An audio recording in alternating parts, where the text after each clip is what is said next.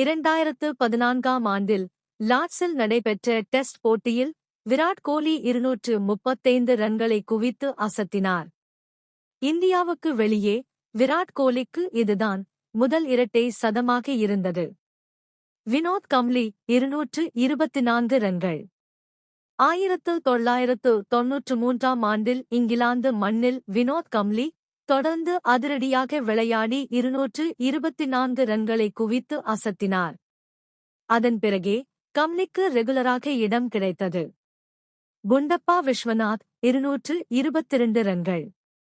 1979ஆம் ஆண்டில் ஓல்ட் டிராபர்டில் நடைபெற்ற டெஸ்டில் குண்டப்பா ஒரு இன்னிங்ஸில் 222 ரன்களை குவித்து வியக்க வைத்தார்.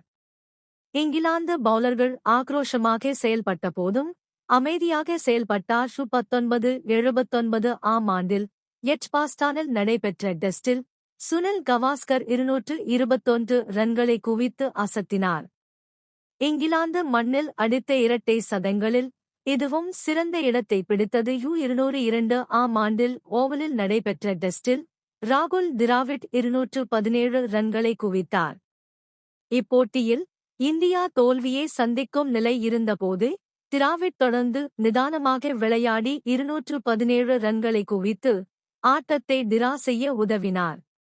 கடந்த இங்கிலாந்து சுற்றுப்பயணத்தின் போது திறமையை நிரூபிக்க வேண்டிய இடத்தில் இருந்த யாஷஸ்வி ஜெய்ஸ்வால் ஒரு போட்டியில் 209 ரன்களை குவித்து பிரமிக்க வைத்தார். ஷூபெட் தொடர்ந்து பேட்டர்களுக்கு சாதகமாக இருந்தபோதும் புஜாரா மட்டும் ஒரு முனையில் தொடர்ந்து நிதானமாக விளையாடி 206 ரன்களை குவித்து அசத்தினார். 1967ஆம் ஆண்டில் மன்சூர் அலி கான் தொடர்ந்து அபாரமாக செயல்பட்டு 203 ரன்களை குவித்தார்.